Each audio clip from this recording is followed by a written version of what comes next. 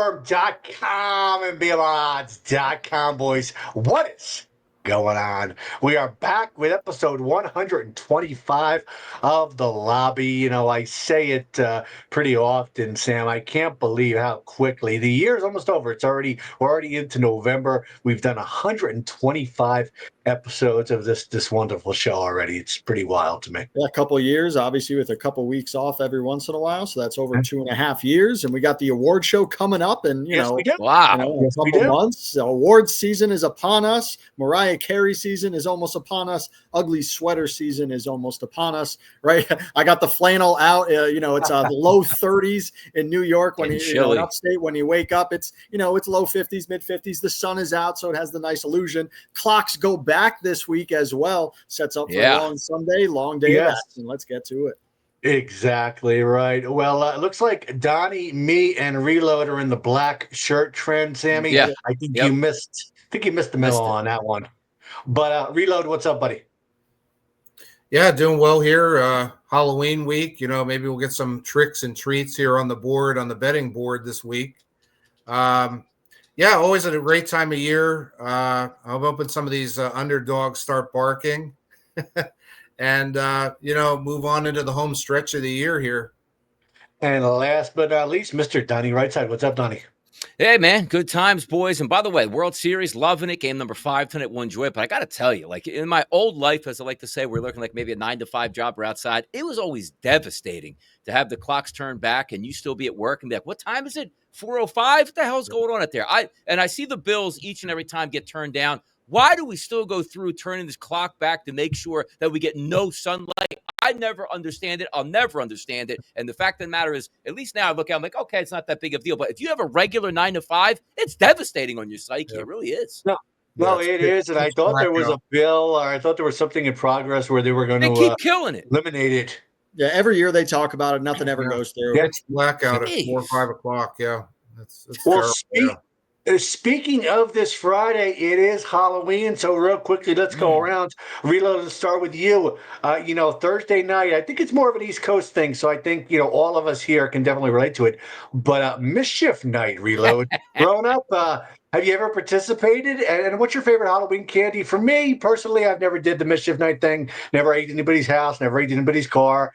But I love me some Reese's Peanut Butter Cups. That's one of my weaknesses. Reload, how about you?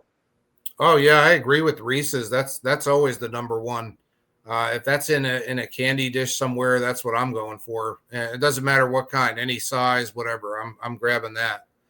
Yeah, as far as the Mischief Night, I didn't really do much of that around when I was growing up. It was more like just kind of seeing some of the results from the Mischief Night that was kind of fun around. You'd see maybe some eggs thrown at some walls or something or whatever, but not too much around here. It wasn't that big of a deal. Donnie, over to you. Loved Mischief Night. You got to be kidding me, man. The night before Thanksgiving, we rove like packs around the town here, just causing mayhem. You had to get your shaving cream, you had to get your soap, and you had to get your eggs and also your toilet paper. Now, some towns were really bad here in South Jersey. I'm talking about they didn't just go out and do like, hey, let's soap up cars. They threw rocks through your window. Mischief Night was a big deal in South Jersey in the 80s and 90s, and I loved I liked it more than actual Halloween. Mischief Night was great around these parts, man. I'm not going to lie. Yeah, Sammy, before I jump over to you, I don't think it's as common nowadays for video cameras. You can't get away with shit like you could 20 years ago. Yeah, I mean, I used to play Manhunt, back in the day, but we never did Mischief Night. We had a nice little neighborhood. We got tons of candy. My favorite chocolates like the Twix, Kit Kats, Crunch Bars. I actually always keep candy around the house anyway, but I never get trick-or-treaters around the house. I live kind of on a main road, which is nice because my house sits back and I don't know my neighbors and I can be at peace. But the first year I was like, no trick-or-treaters, but it made sense. Anyone else got trick-or-treaters? I get none here. I used to live in a townhouse. We got a ton. I live in a single family. Like if we get 2, it's a lot, which is crazy, man. I don't know what happened to maybe it's just the area and how old we get now, but Halloween and Mischief Night way different back in the day than it is now. Yeah, back in the day, years ago, I remember growing up, I would hand out candy, over my grandparents' house in Jersey. And, it's kind of funny for a few years. I don't know why we did this, but me and my grandfather would keep track of how many kids showed up at the door. So it was like one Check them year we had all. over 400 kids. It was, a big, Damn. Yeah. yeah, it was a big thing in our community. But Reload, speaking of tricks and treats, a World Series tied up at 2-2. Oh yeah, yeah, been a great series. Wow, I think It this, has this been a really great series. really exceeded everyone's expectations. Boy, it was just last week on the show. I took Toronto in game one, walking a plank, holding my breath with that one as a home dog. I'm like, come on, I never expected this to be 2-2. I was thankful to win that first game, but I didn't think it would be tied 2-2 right now. I think I would figure the Dodgers would be going for the clincher tonight, but not the case. We got a competitive matchup here. And tonight, game 5, I'm going to go under 8. I took the under last night as well. It ended up being a push thanks to that late run by the Dodgers. But I think you're going to see a more tightly played game tonight with the intensity of it tied 2-2. I don't think anyone's giving an inch. I think it could be one of those long extra inning games again. Who knows? What a classic that one was. So under 8 for me tonight, and hope for a good game. Thank you, Reload. Well, let's jump over to the man who only gives about an inch. Sam, what's up? Hmm. 1 inch What at do a you got time. on You know, those make picks? it all count, and that's what this series has been defined by. I mean, some of these home runs barely getting over the wall. Some of these outs at third base, outs at home base have been a game of inches, just like tennis and a lot of other sports. Football, they had that on Monday night with the brought out the chain First game of and all, showed that out there. The virtual. But yeah, I'm with Reload on the under. It has been a great series. The Stars have been out. Some decent pitching in there. Other than game 2, where the game went 18 innings. That was kind of crazy. I fell asleep in the 8th and we woke up in the 15th inning and then still went back to sleep. But yeah, the Stars have been out, so it's been a great series. But I'm with Reload tonight. I'm going to go with the under 8. all righty. Thank you, Sammy. Donnie, over to you. Yeah, loving this World Series. Again, me being a Phillies fan, obviously you want your team in it, same way everybody else would do it. But I was just asking for a longer series. Just get me to game number 6. I never thought I'd be this enthralled in a game from game to game, back forth swing. This team, no way they can win. Oh, no, they just won the game. Fantastic stuff, and we look forward to that to play tonight. By the way, did somebody mention the chain gang out there? Like, we talk about like sports cheating in the business. Like, at least you saw the chain gang and they had the measure on the field. You're telling me somebody can't go behind the scenes like, man, that's not a first down, push the button. Nobody can ever prove it. Oh, 5 inches short at this point. But that's neither here nor there. That's ridiculous. Tonight, if we're looking at the Dodgers, I'm going to take run line Dodgers minus 1.5 plus 100 price. And I took 2 shots on RBI props tonight. One for Freddie Freeman, one for Will Smith. Just give me one of those 2 guys. That's a plus money night. I think the Dodgers do win tonight. But even if they do or don't, we're getting a game 6. We're going back to Toronto, and maybe we get a game 7. That would be fantastic. All righty, Donnie. Thank you. You bring up a good point, and actually, you took the words right out of my mouth, Donnie. Reload. Before we jump in to your Week 8 review, what do you think of that virtual first down, virtual chain gang? Well, it's. I think we're just going to see more and more of that kind of thing. We're seeing in baseball with the. They're going to have more of that. The computer doing the balls and strikes, and virtual chain gang. Yeah, we're just going to see more of it. And I'm kind of surprised it's taken this long, really. So I'm okay with it. We'll see how it goes. All righty. And how was Week 8 in the NFL for you? Oh, NFL was great. Went 2-1. I gave out 3 picks last week here on the show.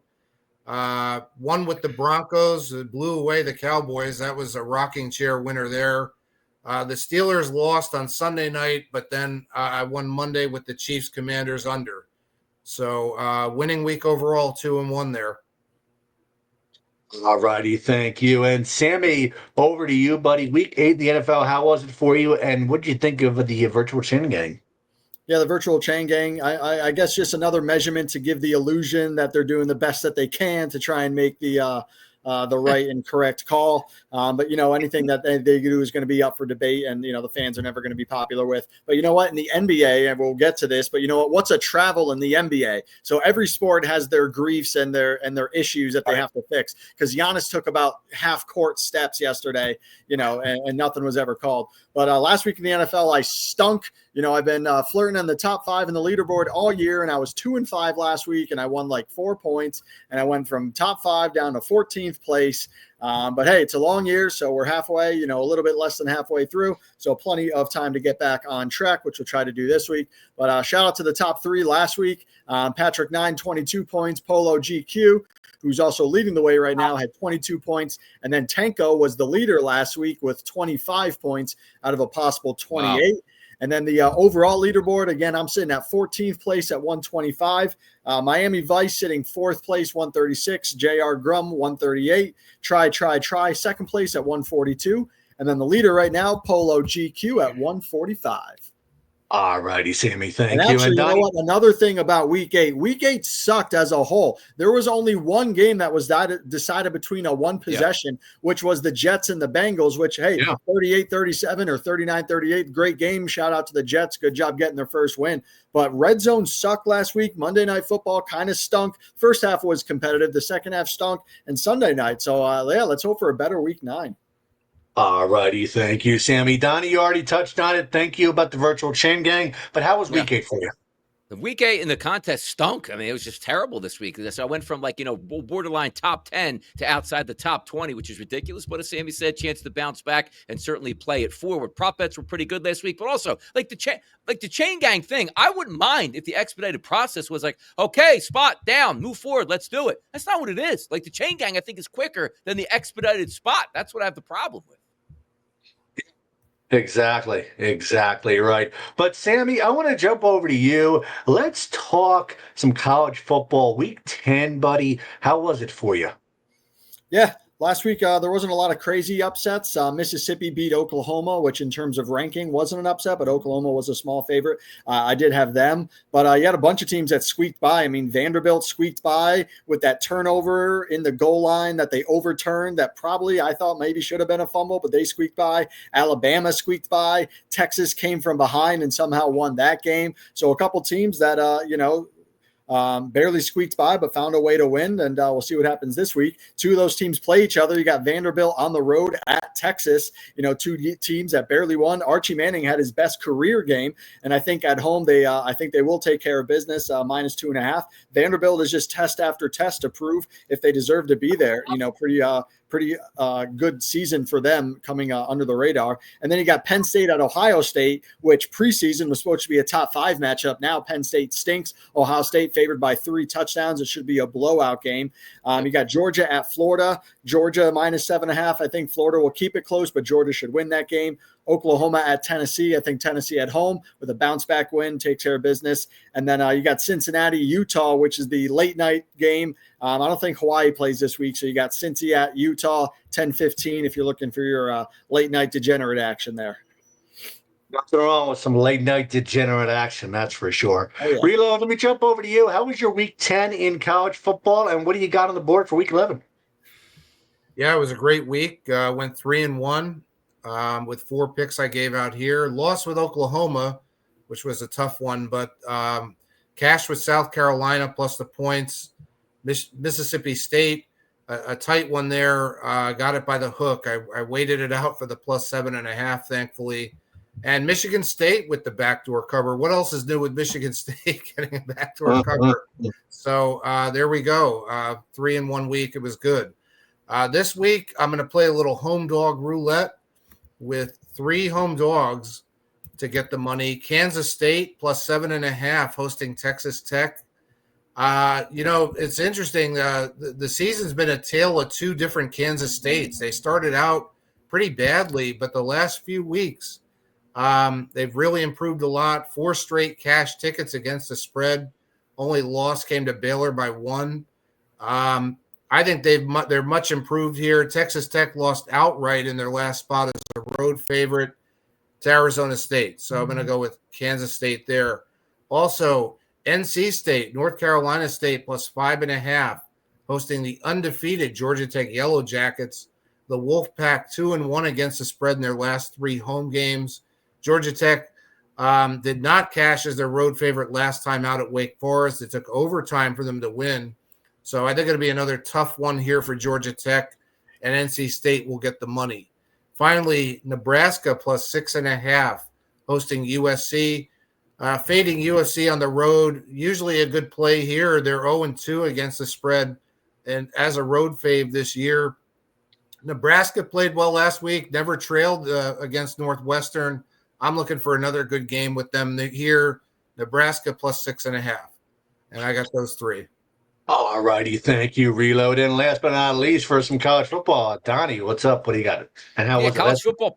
It was pretty good last week. No complaints there. Picked up a couple winners, kept on riding Vanderbilt. They got a tough game this weekend, but I don't really like that game all that much because Arch Manning probably not going to play, sort of sets that thing into a little bit of motion I don't want to get into. 2 12 o'clock games I like. I think Ohio State absolutely murders Penn State. Like, it's not just that they're a better football team. You know as well as I do, when you have like a Big Ten, you're all fighting for the same recruits, and maybe some of those guys are decommitting from Penn State. So you know what Ryan Day wants to do? Absolutely pulverize Penn State, pick up the phone and say, why would you ever go to Penn State? You want to be at Ohio State. Minus 20.5. They win by 3+ touchdowns against Penn State. I'm also going to back Miami this week. I actually liked last week's 30.5 points with Stanford, had a 7-0 lead, but 42 points unanswered. And if anybody watched that Miami game versus Stanford, did you notice late in the game, Miami just could have taken a knee, but decided to run it repeatedly on 3rd and 4th down in the red zone to make sure they got an additional touchdown? That was some crazy work there. But I'll take Miami and lay the 11.5. And also with Sammy here on Georgia and Florida, I think this is a really tough game. Georgia probably wins, but that hook is a big deal. I think Florida can play with them, maybe not win, but keep it close enough to cover.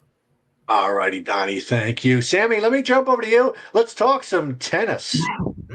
Yeah, right now they're in the last week of the season on the men's side. They're playing in the Paris Master 1000. I'm watching it as we speak right now, and having an overall positive season. You know, next week you start the WTA finals, and then in 2 weeks you got the ATP finals. So you got about 2.5 weeks left, then a month and a half lull, which stinks. But right now I'm flirting with around plus 15 units, which is going to be a third straight, posting all year positive season. So great outcome, and hope to tally on as much wins in the next 3 weeks as possible.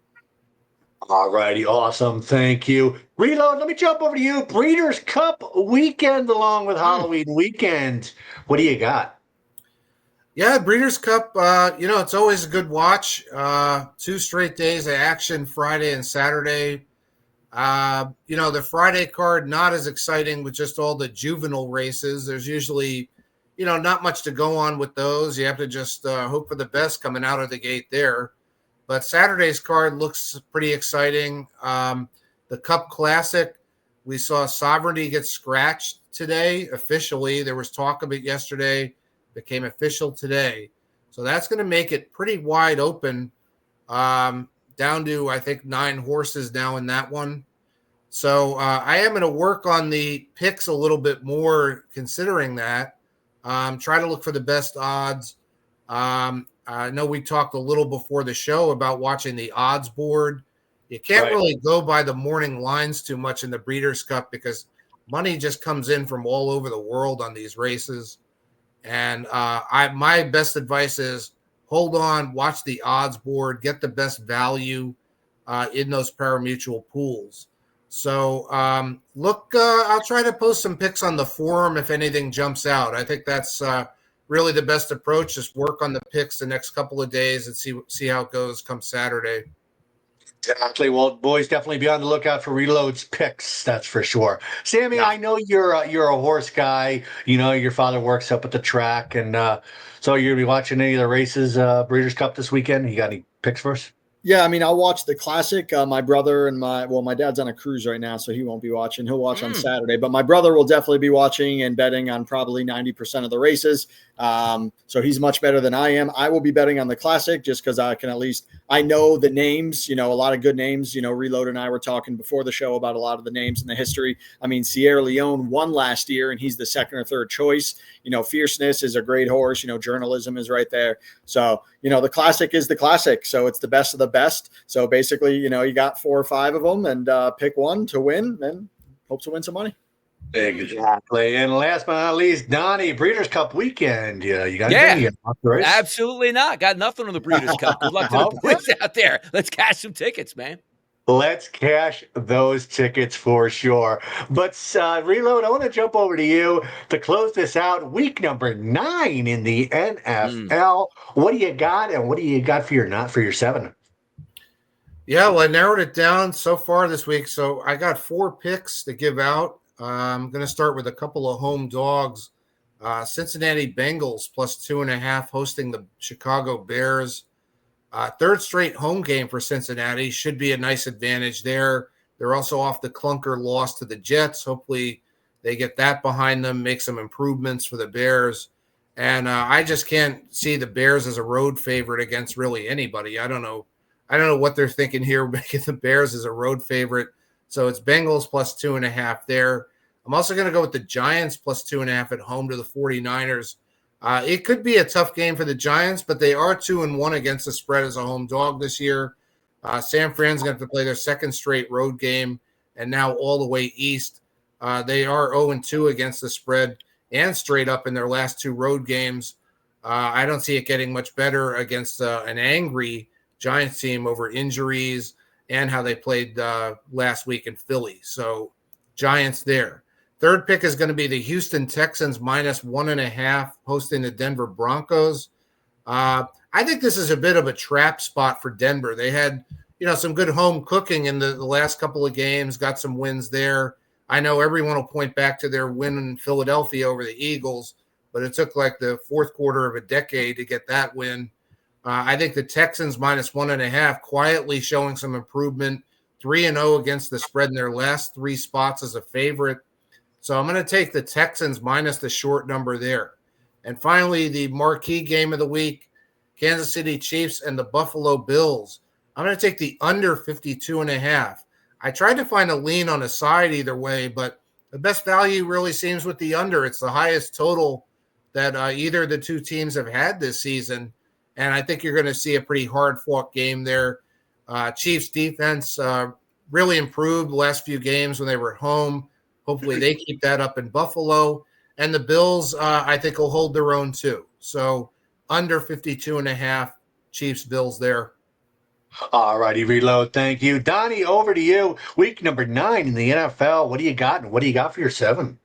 Yeah, it should be fun here this weekend. It starts tomorrow night with the Ravens. I do think the Ravens handle the Dolphins, but injury coming back Thursday night football here. Ravens probably win. I don't know if I want to lay the 7.5, but getting to the weekend, I'm with Reload here. The Texans -1.5. This is one of those where, the Texans are really bad, but they did show up last week. Oh, the Broncos are very hot. Yes, they are, but they're down maybe the best cornerback in the league. And also, understand this, that offense that the Texans looked good last week against the San Francisco 49ers was really banged up. Christian Kirk practiced today and Nico Collins as well. You get those two wide receivers back and at home with that defense, I think the Texans are the right side in that game.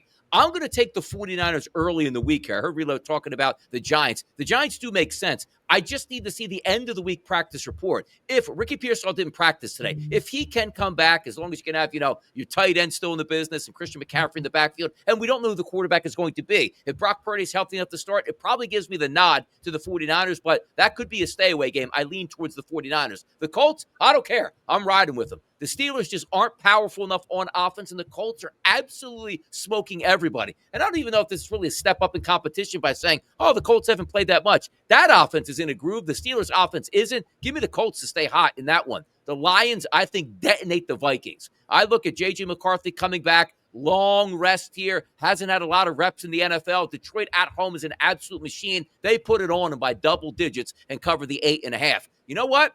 The Raiders do stink. And I think they're one of the worst teams in football. But if I look at this game and say, oh, no, I'm going to get back, Brock Bowers at tight end here, I think they can keep this game close at home. I'm going to take the 3.5 as a contrarian play against the Jaguars. I like the Chiefs at the Buffalo Bills. They're hot at the right time. The Bills lose Ed Oliver. So many different ways the Chiefs can beat you. I'll take the Chiefs, and I'll lay the points in Buffalo. And then Sammy's going to like this. Taking the Cardinals. Monday night against the Cowboys. Get out of town with that defense, man. He's got to go Cards. Thank you, Donnie. Sammy, over to you. Week 9 in the NFL. What do you got, buddy?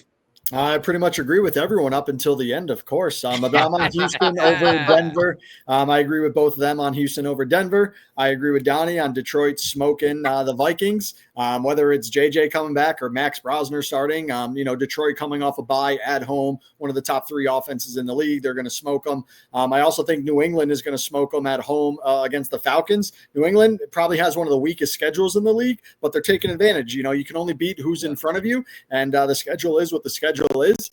But whether it's Kirk Cousins or if Michael Penix comes back, which Falcons team shows up, they've had some great wins and just some horrible, embarrassing losses. Right. I think New England will take care of business. I think the Chargers are going to smoke Tennessee by double digits. Chargers coming off a good win. Tennessee, one of the worst teams in the league. I'm with Reload. I like the Bengals at home against the Bears. Bengals did lose to the Jets, but they put up 38 points. And the Bears on the road, they shouldn't be favored over anyone. They lost to a second-string Baltimore Ravens last week. So, why should they have any confidence who the Bengals are one of the, putting that offense together. Bengals, I think, take care of business at home. And I'm against Donnie. I'm going to go with Buffalo, who does beat Kansas City during the regular season. Kansas City beats them in the playoffs. Buffalo wins in the regular season. And then Dallas on Monday Night Football because, of course, we're taking Dallas.